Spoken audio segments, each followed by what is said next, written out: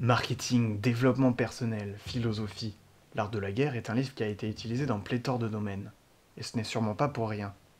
Ne nous mentons pas, la souplesse d'interprétation des propos y est pour quelque chose.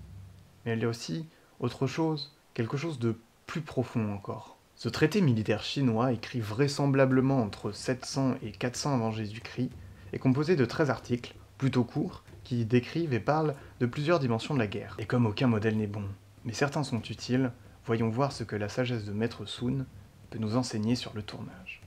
Et si par malheur vous n'y voyez rien d'utile, laissez-moi profiter du plaisir de ce jeu d'esprit. Ce qu'on voit beaucoup ressortir de ce texte, c'est des citations souvent dénudées de tout contexte, des citations que je vais utiliser parce qu'elles sont condensées, mais je vais m'efforcer de les contextualiser. Celui qui n'a pas d'objectif ne risque pas de les atteindre.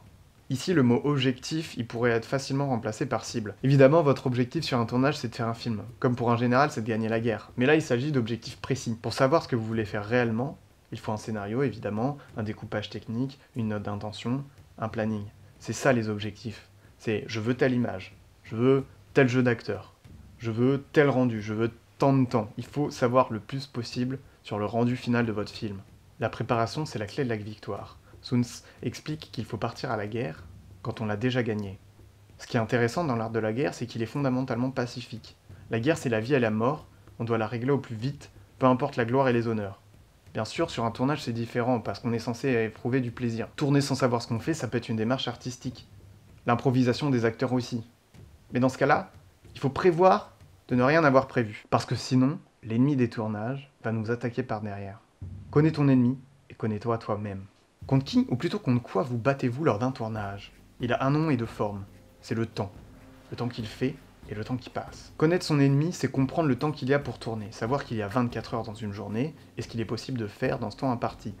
C'est aussi savoir, régulièrement dans la journée, quelle heure il est et ce qu'il reste à accomplir. Se connaître soi-même, c'est savoir ce que nous, on est capable d'accomplir dans une journée. C'est savoir combien de temps va mettre l'installation lumière, la préparation des acteurs, les répétitions. Bien sûr, ça va aussi dépendre de l'équipe. Pour se connaître soi-même, Maître Sun invite aussi à se poser des questions sur la hiérarchie et sur les rapports au sein de l'armée. Il faut que tout ait un sens. Les soldats doivent savoir pourquoi ils se battent sur un tournage. Il faut qu'ils soient impliqués émotionnellement dans le projet. Il faut que chaque soldat de l'armée sache qu'il se bat en permanence pour la vie de sa femme et ses enfants. Évidemment, c'est Sun Tzu qui dit ça, on est en 2020. Pour ce qui est du temps qu'il fait, il y a aussi le terrain, qui est très important dans l'art de la guerre. On ne saurait mener un tournage sans avoir convenablement fait un repérage. Celui qui excelle à résoudre les difficultés le fait avant qu'elles ne surviennent. Là, Sun Tzu, il vous dit achetez plus de piles, videz vos cartes SD et sachez que la météo se trompe. Souvent. Une armée sans agent secret est exactement comme un homme sans yeux ni oreilles. Il n'y a pas d'espion sur un tournage, vous vous dites peut-être. Eh bien, le parallèle est peut-être capillotracté, mais si l'ennemi c'est le temps, qui l'espionne en permanence? C'est le premier assistant réel. C'est entre autres le maître du temps et du planning, brandissant fièrement sa feuille de service, remplie d'informations si utiles pour mener bataille comme il se doit. Il prépare le terrain et indique où est l'ennemi pour que l'équipe n'ait plus qu'à frapper, et frapper fort. Il sait quelle heure il est, en permanence. Putain, qu'est-ce qui se passe? Ah, allô, Benoît? Mais putain, merde, Louis, 6 h du matin. Vous voyez? Si vous êtes en équipe réduite, en kino 48 heures par exemple, avec des rôles moins définis, il faut au moins définir une personne qui veille en permanence sur le chrono. Ne répétez pas les mêmes tactiques victorieuses, mais adaptez-vous aux circonstances, chaque fois particulières. Bon, je suppose que ça, il n'y a pas besoin d'interprétation. C'est lorsqu'on est environné de tous les dangers qu'il n'en faut redouter aucun.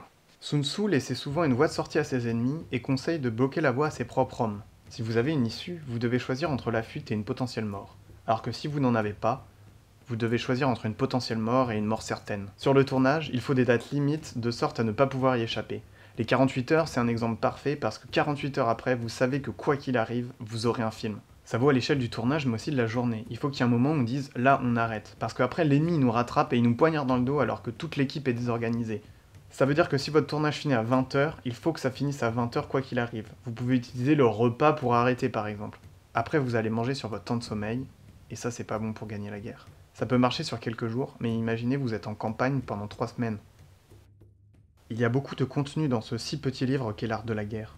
Et j'ai l'impression que beaucoup pourrait s'appliquer au tournage. Par exemple, l'invitation à une certaine retenue. Ne pas être trop colérique, complaisant ou orgueilleux. Il serait presque possible de lire intégralement le texte et de le commenter avec une gigantesque métaphore filée. Je vous invite à lire l'une ou voire même plusieurs des traductions de ce livre, parce que chacun peut en retirer vraiment quelque chose de très personnel.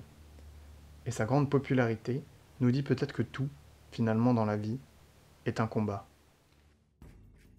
Laissez-moi au moins profiter de la sagesse de ce jeu. Non putain. Louis, t'es con. Sun... Ah putain, j'arriverai pas à le prononcer. Je vais dire maître Sun. Celui qui excelle à résoudre les difficultés le fait avant qu'elles ne surviennent. Ah, j'ai plus de batterie. Ok, salut Louis, bonjour. Je te fais ta demande un peu nulle et un peu étrange de trucs. Donc je vais le faire plusieurs fois, environ 4 fois je pense. Puis passe un coucou à ta famille aussi. Bon, c'était pas très drôle comme blague, Hugo il rigole pas à côté. Ok, du coup ça va être long comme ça va te faire chier de tout écouter Louis, hein, désolé, c'est comme ça.